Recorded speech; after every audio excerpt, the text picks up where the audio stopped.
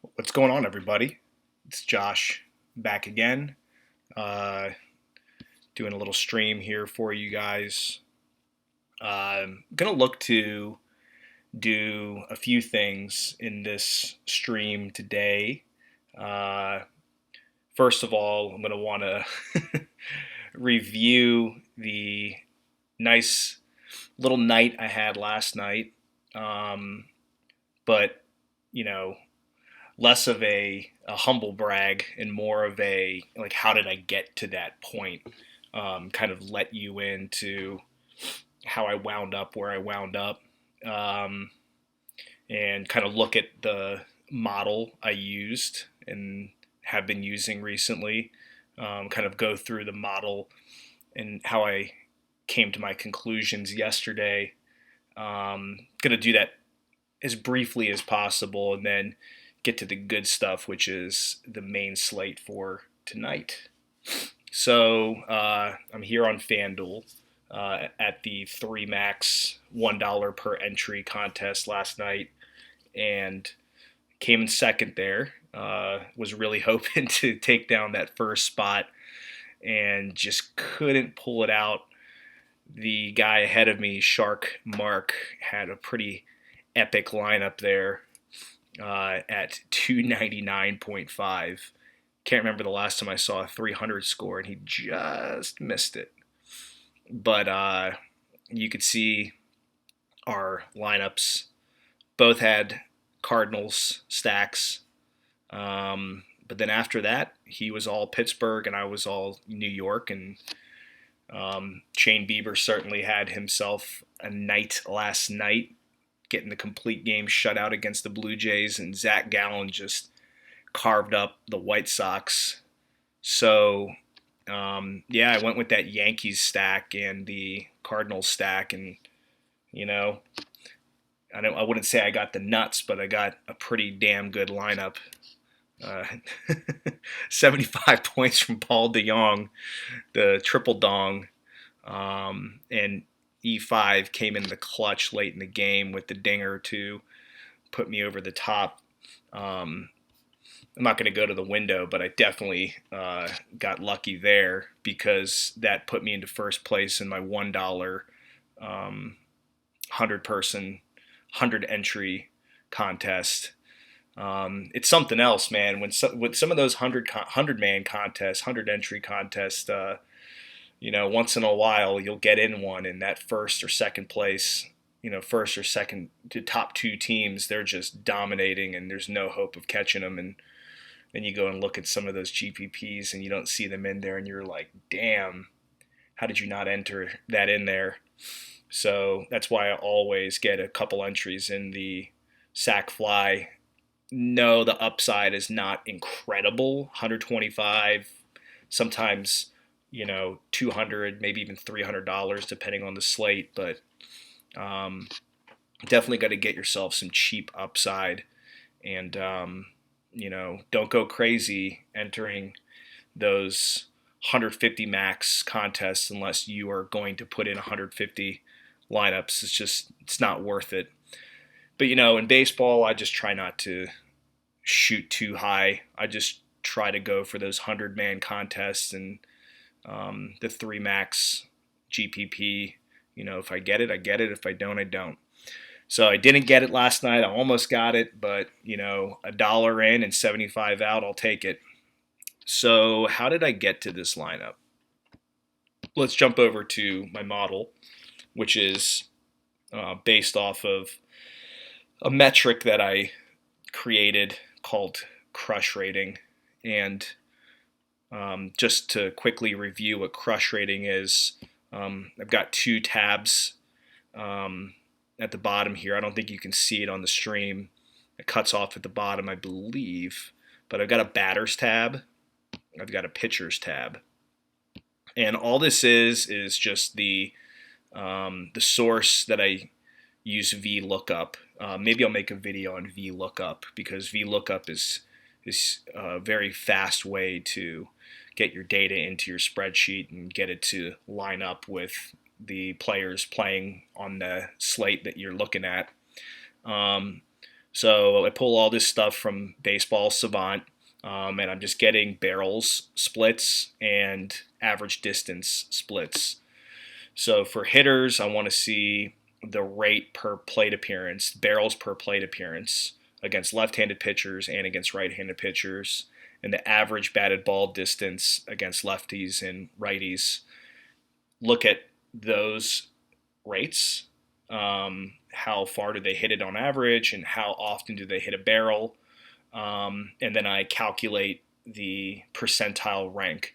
So yeah, it's nice to know that a guy averages 270 feet per batted ball event against left-handed pitchers, but what's the percentile rank? Like 270 feet means nothing, frankly, to me. Um, what means something is 80th percentile. Now I know that the distance that this guy hits the ball is better than 80% of batters in the sample. And so I've got every single batter in baseball that has had a plate appearance. And you see NA next to some of these guys because in order for a crush rating to appear, the batter has to have had at least one barrel against the handedness of the pitcher we're looking at, and the batter doesn't get credited for having a crush rating if he doesn't have a barrel. So, for example, like just right off the top here, AJ Pollock, he has in fact hit a barrel against lefties and against righties, so he's got his ratings. And then Aaron Alther, on the other hand, has not. No barrels against lefties, so he gets an NA, but he did produce at least one against righties. So I do that for batters and I do it for pitchers. And then we come back to the sheet here. And in column J here that I'm highlighting, we use VLOOKUP to pull the bat crush rating and the SP, the starting pitcher's crush rating. We calculate the percentile rank for each and combine them for the final matchup crush rating. Okay, so to summarize as simply as possible, all I'm trying to do is I'm trying to see, first of all, what is the splits matchup for the night. So, for example, Ronald Acuna last night faced Brad Keller. It's a righty-righty matchup. What does Acuna do against right-handed pitchers as far as batted ball distance and barrel rate? What does Brad Keller allow to right-handed hitters as far as batted ball distance and barrel rate? Calculate the percentile rank, average them together, and we get a crush rating. So if you don't understand, I'll try to make it clear as time goes on. I'm really into this metric. I think it's really simple and it's very, I think predictive. And yeah, so pretty excited about it. So that is that. Why don't we go ahead and look at yesterday's slate and see why I got to the point that I did, going with Yankees and Cardinals and Zach Gallen. So first of all, you'll notice some highlighting in the left here. Anything that goes green to red is conditional formatting. But this blue, this gray, this other shaded blue, the orange, yellow, green, like those are my highlights. Everything else is conditional formatting. So what I did and what I have been doing is I don't look at which batter is in the best spot that day. One of the things that I've been thinking about with MLB DFS is I don't look at it in the sense of which batter has a great matchup tonight. Because as you all know, like on a 10-game slate, there's 20 teams playing, and there are at least 160 batters that you could consider. If not more, if you consider American League Park games with the ninth batter. So you can't really realistically rationalize 160, 170 data points at once. Like you need to narrow it down. And so if you are not already starting your research based on stacks, on team matchups, you need to do that. There's just really no point at all in going into MLB DFS, whether you're playing cash or GPPs, especially GPPs, and not even just large GPPs, even like 100-person tournaments. You can't go into it picking batters. You have to go in and pick teams. You have to go in and pick stacks. Because if you're going to pick individual batters, you are hoping that many things go right for you. But if you're just picking stacks, you're hoping that a few things go right for you. And if you pick the right stack, you just have to hope that you pick the right players. So you start with the stacks, identify the teams that you're going with, and then zoom into those teams and move everything else out of the way. Okay? So the way I do that is I always like to sort by order in my spreadsheet, and then I sort by team. And so what that will give me is every team grouped. So you have the Braves, the White Sox, the Indians, and then they're all in batting order. And so once that is situated, then I can look at my crush rating column, and I'll go team by team, and I can look and see, what part of the order have high crush ratings. Are there a lot of guys that are merged together in spots that correlate well with each other? And if there are, then I really pay attention to that team and I try to figure out a plan. So let me make that more clear for you. Yesterday, we start with the Braves. If you saw on Twitter, I was pretty high on the Braves because, Brad Keller is not a bad pitcher. He's not a good pitcher, though he certainly is carrying quite a good crush rating. The lower the number for pitchers, the better it is for the pitcher, the worse it is for the team. The higher the number, the better it is for the batter, the better it is for the batters if the pitcher's number is high. When we're looking at batters, we want high crush rating for the batter and for the pitcher, and that would result in a high matchup crush rating. So as you can see, the 4 crush ratings for the top 4 guys in the Braves lineup, Acuna, Albies, Freeman, Donaldson, they were all highlighted. No, there was no highlight. They were middle, they were middling matchups. The percentile rank for all of these guys was hovering around 50%. So there's kind of a rule of thumb with baseball is if you have 2 replacement level players facing off, a batter and a pitcher, go with the pitcher. The pitcher is always in the advantageous spot. This kind of a baseball rule of thumb. So in hindsight, this was not a play that I should have been as high on as I was. The reason I was high on it is because of the StatCast idea that I posted yesterday on Twitter, talking about how bad bullpens are based on xWOBA in innings 4 through 6 and then innings 7 through 9. And the Royals have a very bad bullpen in both phases of the game. They're late inning relievers and they're middling, mop-up guys, long men, whatever, middle relievers. So my hope was that the Braves could get to Brad Keller, get into that soft bullpen and, tie one on, but they didn't. They had a very poor performance. And, just in hindsight, looking back, you can see that, everybody here at the bottom, orange, yellow, orange, those are not good. That means that they are in the lower half. Orange means they are in the lower fifth of crush rating. Bottom 20%. And then Acuna, Albies, Freeman, Donaldson, like all great hitters against right-handed pitching. But, Keller got the best of them. So I stacked the Braves 1 through 4. It did not work out well at all. You live and learn.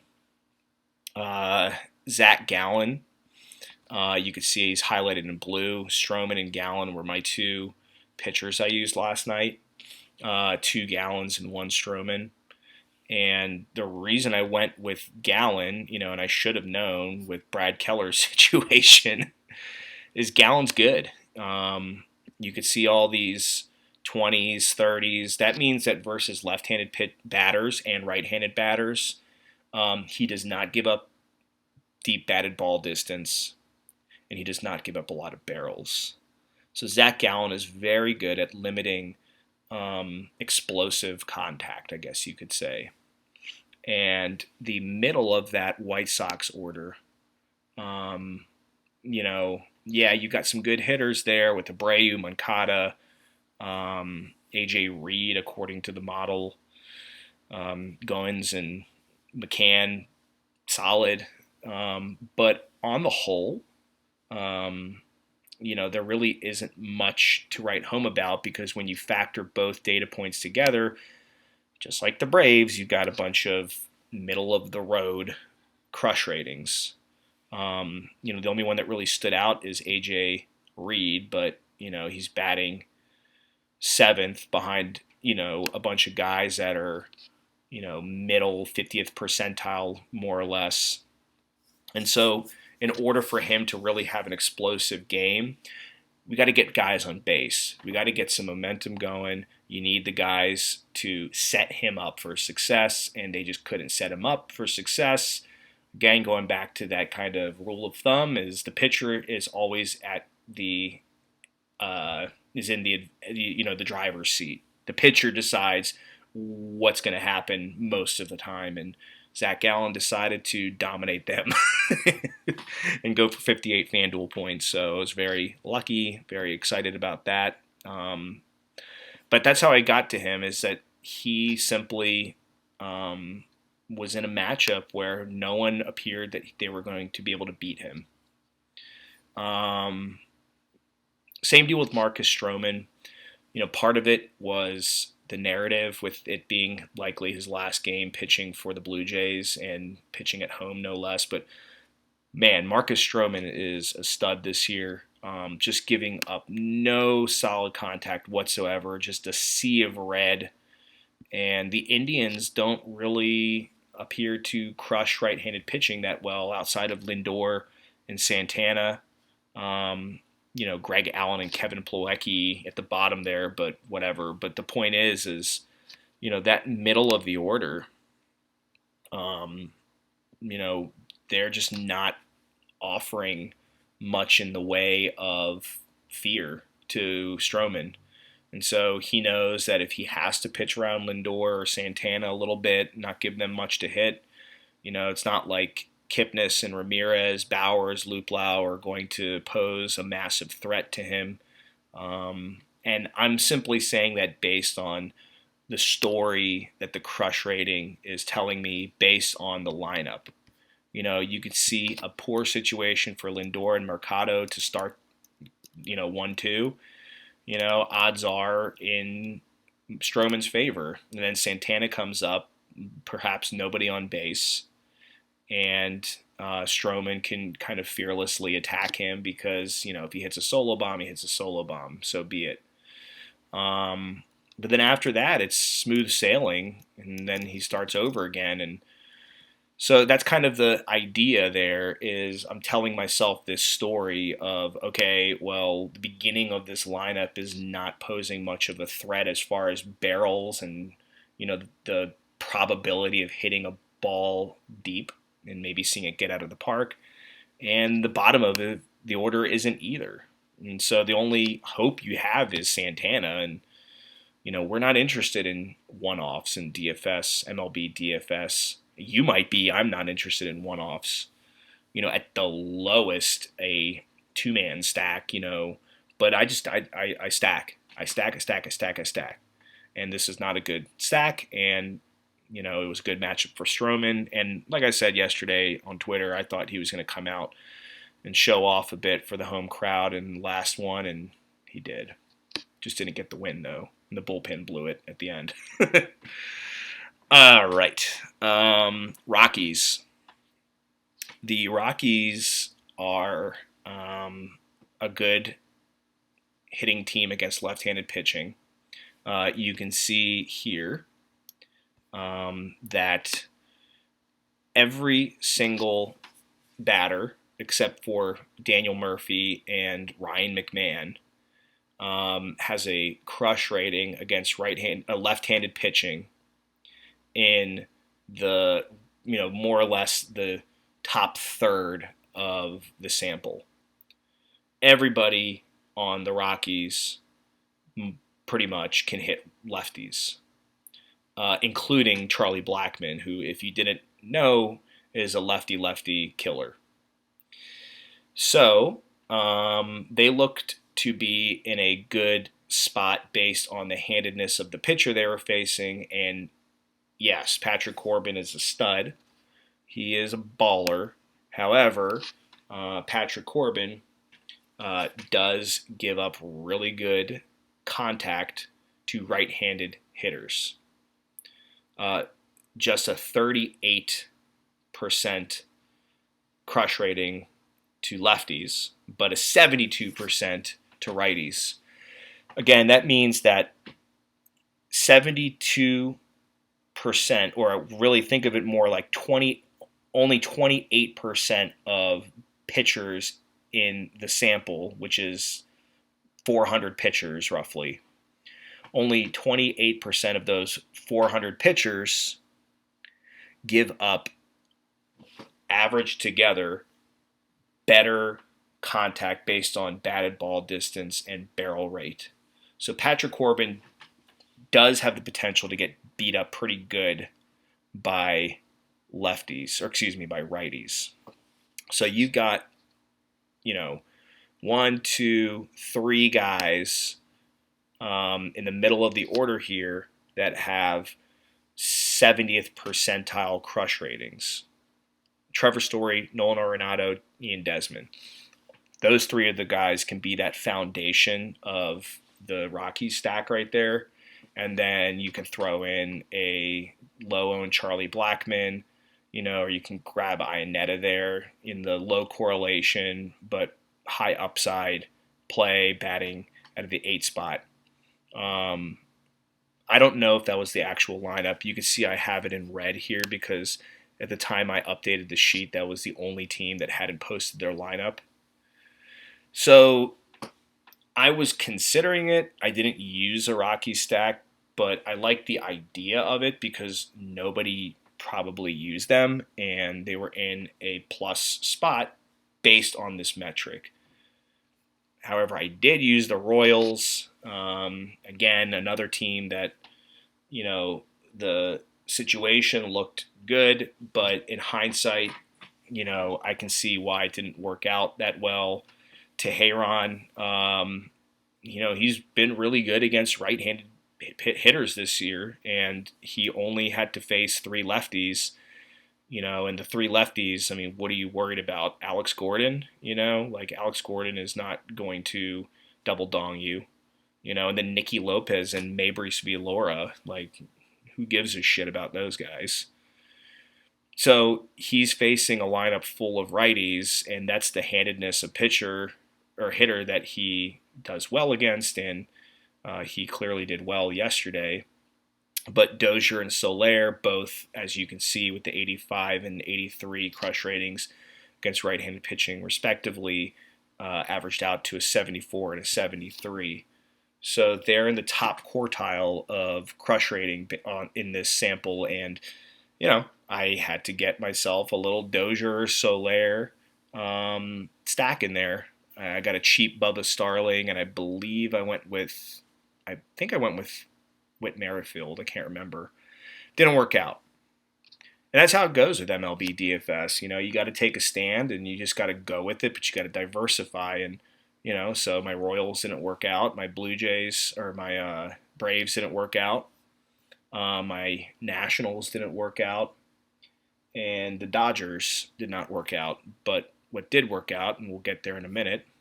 And the Dodgers, I'll just say real quick, Dodgers and Marlins. I had Granderson and Anderson with Bellinger and Jock Jams. And, yeah, you see a lot of green and a blue there for Bellinger. It just didn't work out. It's variance. This is how it goes. Jaime Barria and Reynaldo Lopez, they limited the damage. I mean, Ronaldo dominated the Marlins. I mean, big surprise there. Look how much red is in here for the Marlins. It's just a team that can't, with regularity, strike fear into the hearts of pitchers. So that didn't work out. But what did work out, and we'll go through this really quickly, and then hopefully this helps you understand so that when we go into today's slate, it'll make things easier to understand. So the Yankees going against Jake Odorizzi. Oh, man. So in the Yankees lineup itself, let's just isolate it by itself. Jake Odorizzi. I mean, you have E5 with the 90th percentile crush rating, which is insane. Then you have Judge and Glaber with the 80th percentile, just missing the 90th. And then you have DJ LeMahieu with a 60th. So you have four guys who, in this particular matchup, were in situations where they were better than 85, 90% of other possible matchups.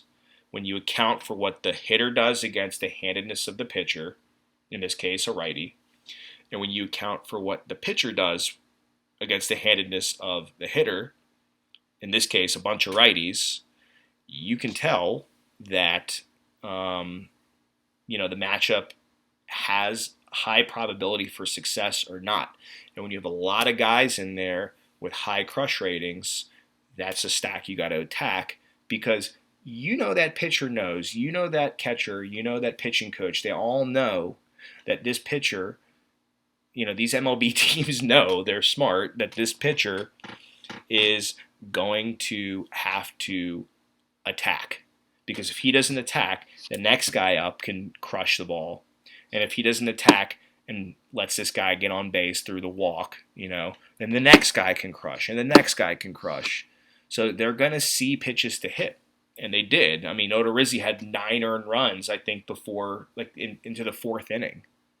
The Yankees just hit the ball because he knew, Odorizzi, and this is my narrative, but, I think it makes sense, he knew he had to attack them. He had no chance. And so they beat him, in those individual matchups. And so my stack was Judge, Hicks, Encarnacion, and Glaber. I mean, I had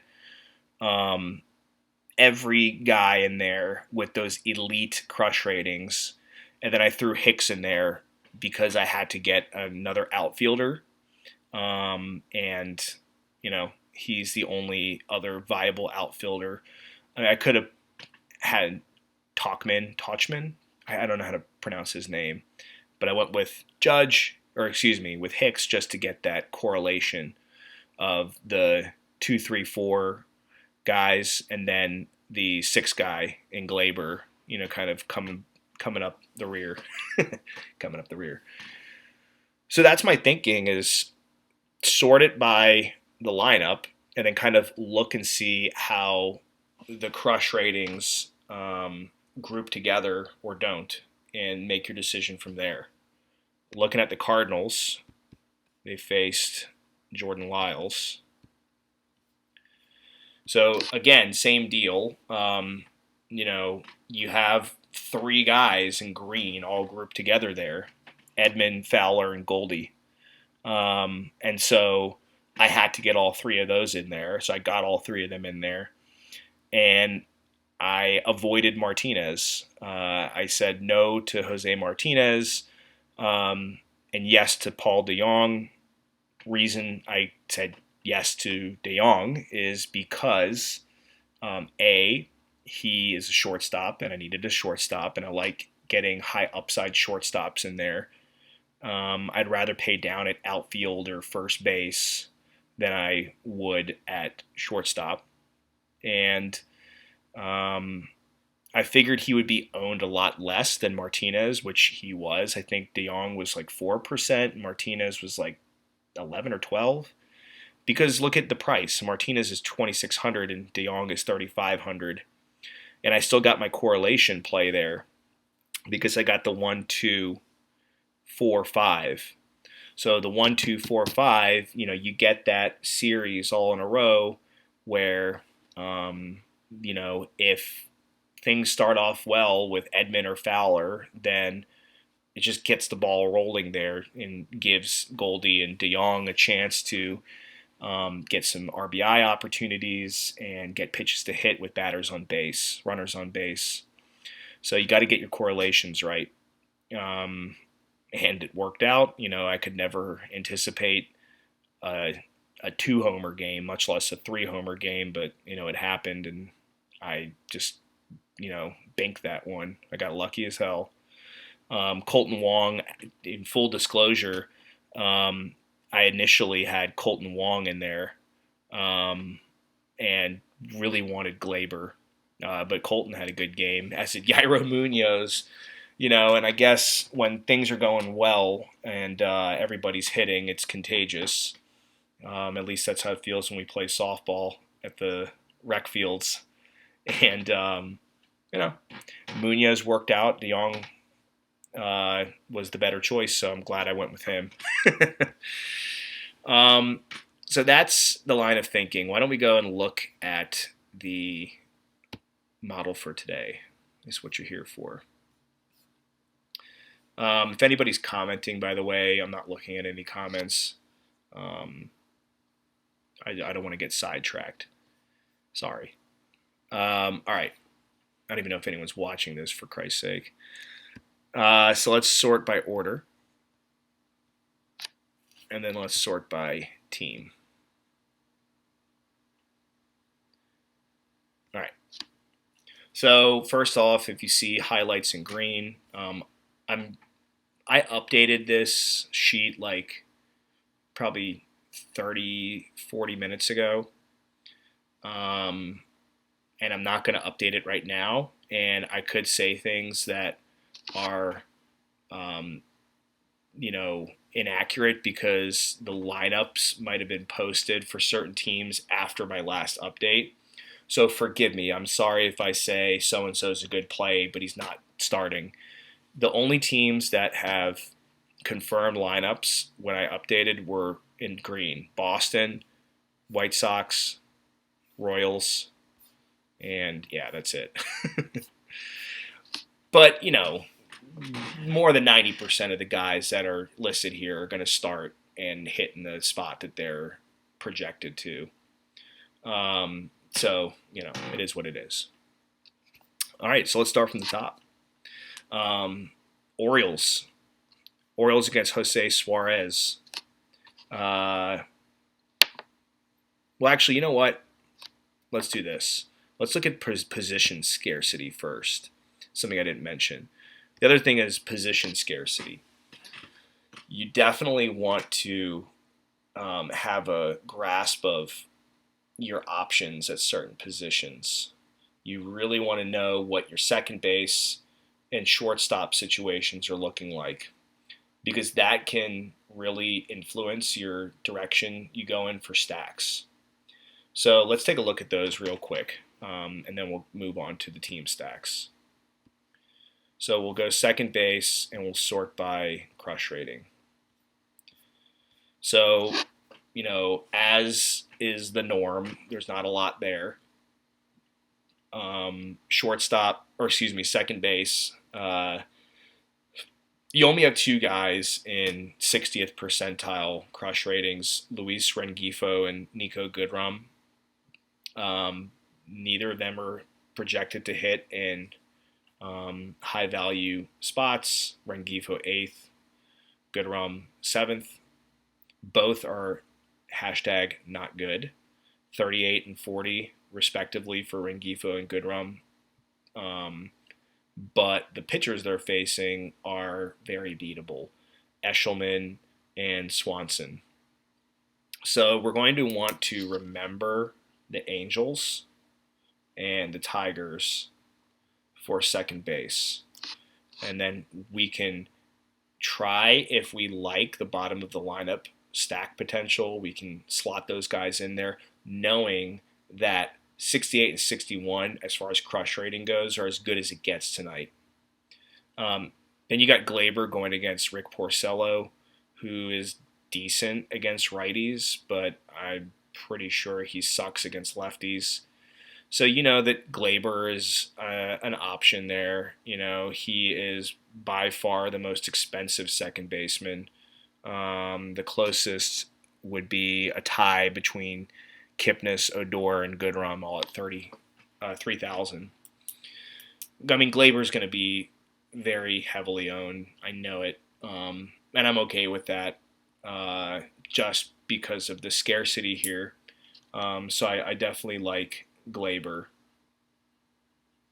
and the Yankees. You know, we'll learn more when we get to the Yankees as a team, but we know that second base, you know, he's third highest crush rating, and by a pretty decent margin, because Castro is 10 percentage points lower. Hanser Alberto, one of my boys on the Orioles. You know, I've seen this man in person, crushing lefties, and he's facing Jose Suarez, who is not a very good pitcher against right-handed batters. 70th percentile crush rating allowed to right-handed batters by Suarez. According to this model, it's a little weird. I don't know, whatever. But Alberto doesn't really crush lefties. He may hit well for average. I mean, I recall him crushing many a ball against lefties, but, you know, according to the model, he doesn't. So it's a middling matchup. But at 2,700, you know, you got to like it. And I think after that, you know, then it's like they're all variance plays. That's the thing. If a guy's in green or blue or even purple, it doesn't mean that you just don't use them. You definitely want to tread lightly, but now we're getting into variance plays. You know, I mean, everything is a variance play, but the probability of success is much higher, I think, the higher the crush rating is. So I really am just like leaning towards Glaber. So that just means I got to get a Yankees stack. Okay. What about shortstop? Sorted by crush rating. So with shortstop, Jordy Mercer is up there.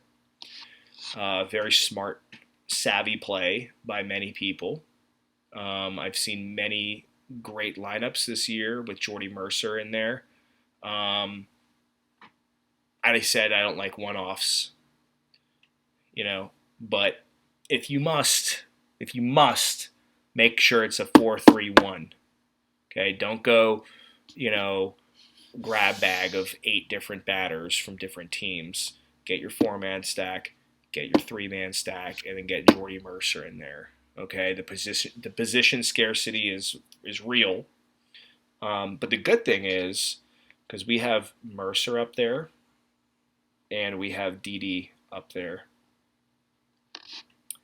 and the good thing is that Detroit and New York both appeared at the top for second base crush rating. And if you saw a stream I did recently, I said one of the things to look for with stacks, giving yourself a nice high upside lineup, is you really have to make good plays with your middle infield, because the options are always going to be scarce.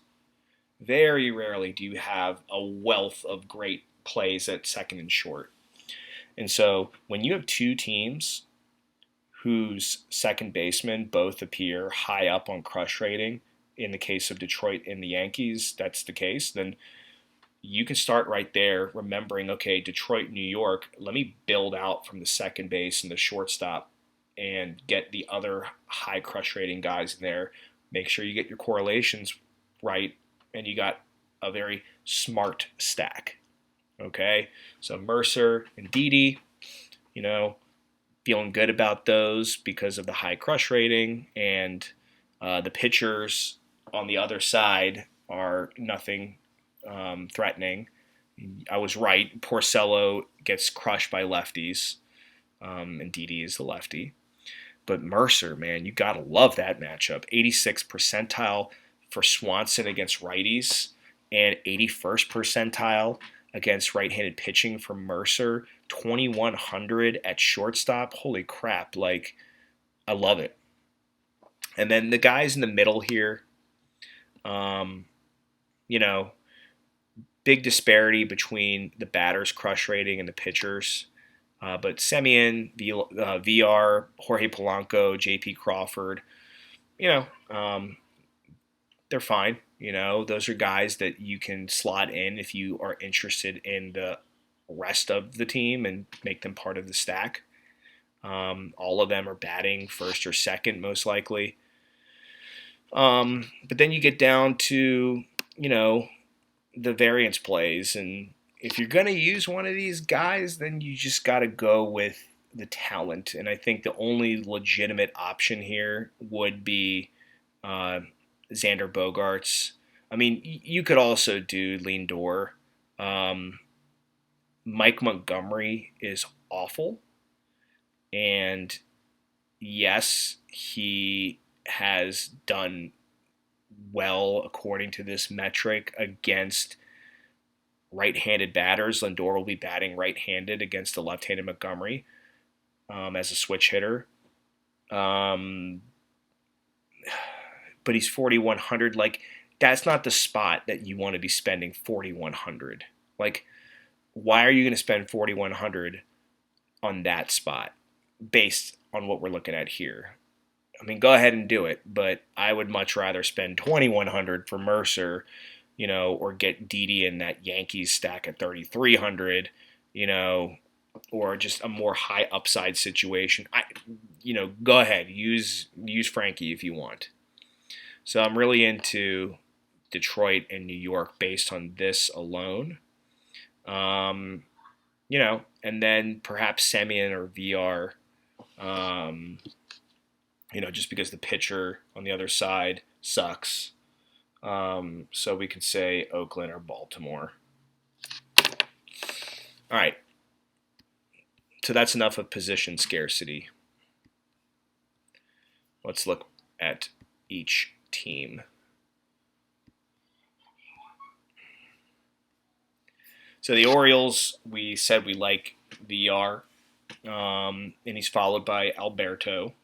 So that's not bad, you know. That's two 50th percentile guys for crush rating. The pitcher sucks. And that's second and short right there. So I do like the Orioles. And it's always fun when I get to like the Orioles. So perhaps VR, Alberto, and then Mancini and Renato Nunez. I mean, you can go 1, 2, 3, 4. You could go, 2, 3, 4, 6 if you want to get Severino in there, or 2, 3, 4, 5. Santander has been crushing the ball lately. Much better as a left-handed batter, though. That man hit like a 450-foot home run the other night. Holy crap, that was insane. But oh man, Renato Nunez is going to go deep tonight. Like, I guarantee it. He is going to go deep. He is just destroying the ball this year. 96th percentile crush rating against lefties. Give me that. Give me that.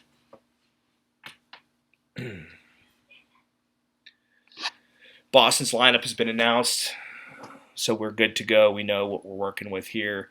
A lot of good hitters. A whole bunch of green, but a whole bunch of red on the pitcher side. Err on the side of caution, go with the pitcher over the hitters. Am I saying use Tanaka? No, I'm not. Am I saying use Boston?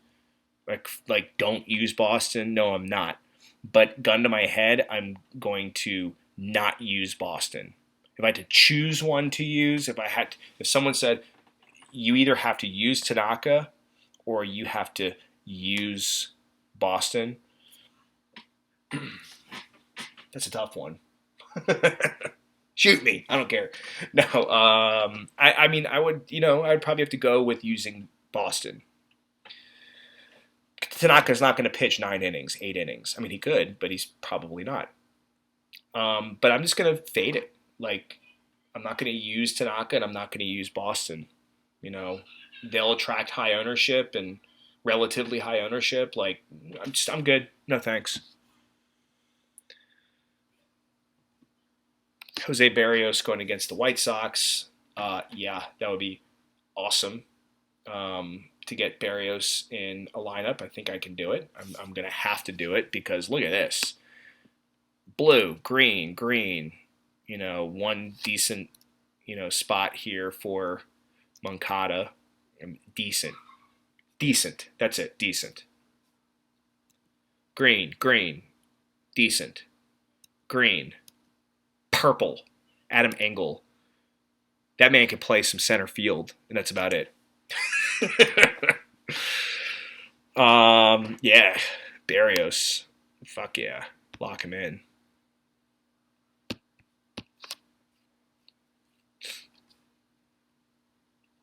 Mike Montgomery going against the Indians. I said you got to look at the rest of the situation, and it doesn't look that good. They just don't fare that well against left-handed pitching, according to my metric. This is a similar situation to Boston. Like, gun to my head, who do I use? Montgomery or Cleveland? Like, I'm going to use Cleveland. The talent on the Cleveland side outweighs the talent on the pitching side with Montgomery, just like the talent on Boston. Like, I think Boston as a lineup is better than Tanaka as a pitcher. If I'm going to use Cleveland, like, get a little sneaky here and go in the latter half, like the middle of the lineup. Luplow, Roberto Perez, like get some cheap guys. 2,800 for Luplow. Perez is 2,700. Jose Ramirez, Jesus Christ, like he's like I just don't see any great correlation plays. Like I don't know, I'm just not into it. Like Montgomery sucks though. Like I don't know, Like I feel like people are like, dude, you're dumbass. Like Cleveland against Mike Montgomery. I don't know. That said, Casey's bullpen is some doo-doo. So, Montgomery doesn't go deep. Like maybe 4 innings. So, there's that other side of the coin is Montgomery's going to be out of there. Like, again, he sucks. God damn it. All right, Cleveland. This is a Brave situation, like all over again. No, it's not. It's not a Brave situation all over again. It's a, I don't know what it is. It's a fucking Cleveland Indians situation. There. Oh, here we go. Ooh, that looks nice. Detroit against Eric Swanson. Eric Swanson, he of the 80-plus percentile crush rating against both left-handed and right-handed pitching. Jacoby Jones, I hope you're batting leadoff. Oh, man, I hope you are. 76 percentile crush rating against right-handed pitchers. 86 percentile crush rating Swanson allows to right-handed hitters for a nice orange 81 for Jacoby. So what you got to do is you got to get your Mercer in there, and you do your wraparound stack where you get Jordy, and then you go bump up and you get your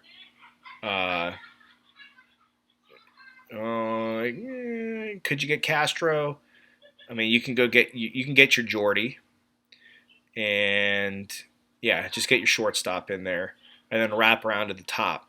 So you can go like 9, 1, and then like 4, 5. So a couple like mini correlation, like mini stacks within the stack. So you can go Dixon and Castellanos, and then Jones and Mercer.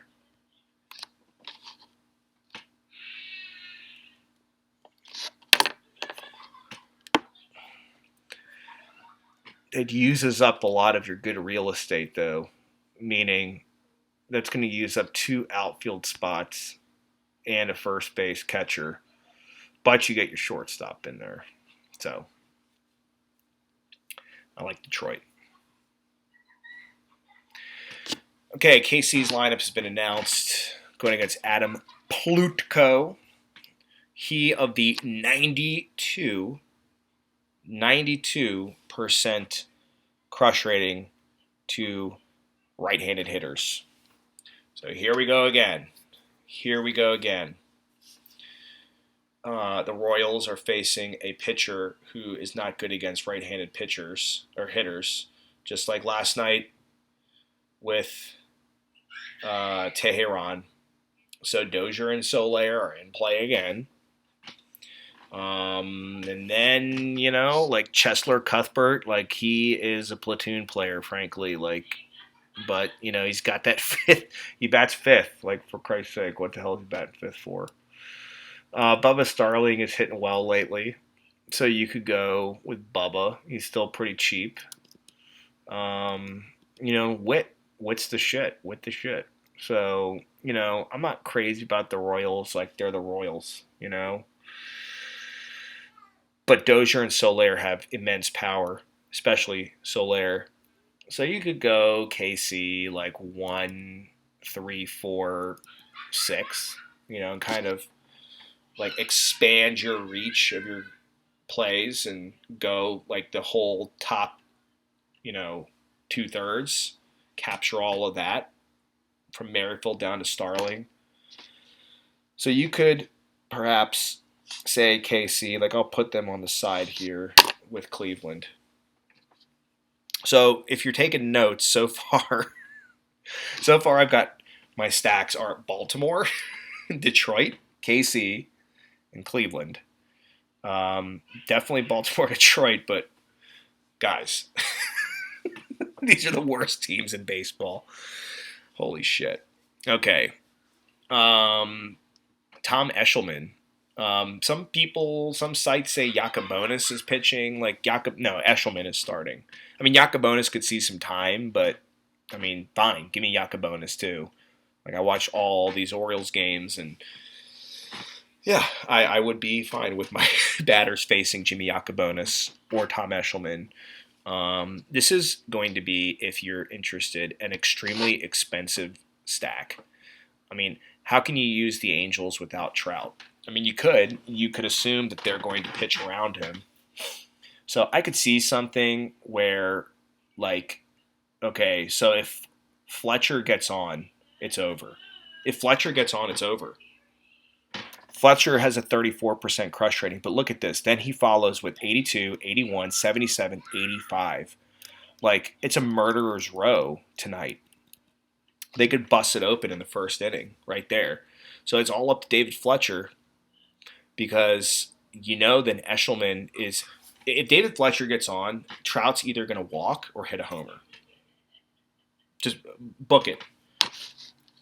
If Fletcher walks or gets on, Trout, first inning, home run or walk. And if he walks, then Ohtani or Upton are going to hit a homer, or extra base. Like, that is what this whole process I'm doing here is built on. Is like David Fletcher, if you can do it, brother, then you're going to cross home plate. I promise you, bro. Be selective. You are garbage against right-handed pitching, but Eshelman sucks. Like, be patient. So I'm interested in the Angels for Sure, but we're going to have to find a cheap pitcher to pair them with, or a cheap stack. Detroit. All right. Lucas Giolito going against the Twinkies. The Twins are one of the hardest hitting teams in baseball. As you could see, the top 5 guys just destroy the ball. All high-end crush ratings, but Giolito, I mean, he's been really good. Really, really good. So, it's a tough call here. It's certainly not a play that I'd feel comfortable with. I love stacking the Twins, but, you're paying a lot of money to face a good pitcher. So, um, you know, I don't know. It's hard. This is a hard one. Like, this is same deal. This is Boston against Tanaka. Um, I would go with the Twins if I had to. So it's kind of like Boston and Minnesota. As of now, those are teams that like I could see something good happening at extremely low ownership. But I'm going to pass. Just going to pass. Nothing really outstanding here at the matchup level. The Yankees going against Porcello, yeah, of course, please. Porcello.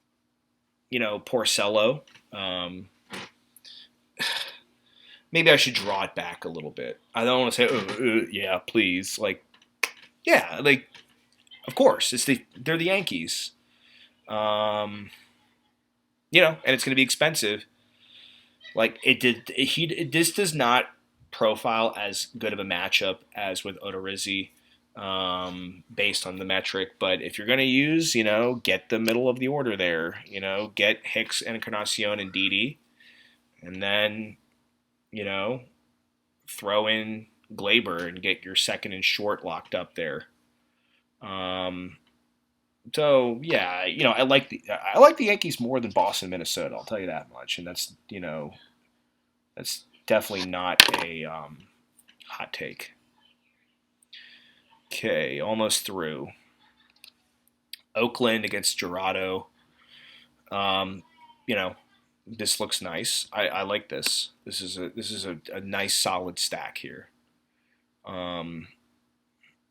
You got your first 6 batters. At a minimum, you have 50th percentile. But yeah, Oakland, absolutely. I'll put them up there in my top tier. Last 2. Seattle against Drew Verhagen. So Verhagen didn't grade out as having a crush rating because I don't know, is he making his debut? I don't know what's going on here, but so I just gave him what did I give him? 33. Let's change that. So what I like to do just to get a crush rating is I like to give a percentile rank. And just have something to work off of. But he hasn't given up a barrel. He hasn't given up long. I don't know what the situation is, but he doesn't have a crush rating. So we'll just give him 50. I mean, Daniel Vogelbach, so maybe if you want to use the Mariners against the inexperienced pitcher, is he inexperienced? Who the hell is Drew Verhagen? I need to know. I'm sorry.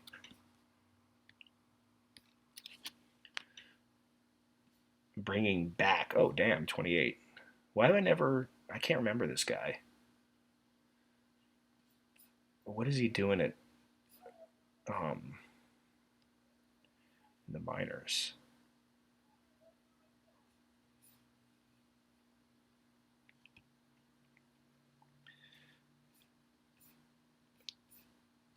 Splits.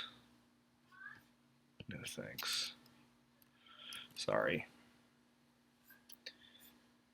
So this year in AAA, Jesus Christ. Decent K per 9.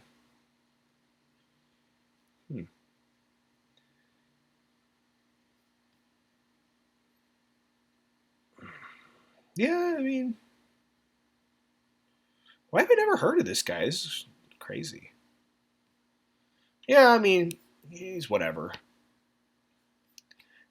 I might grade him a bit worse here. I'll do like 60.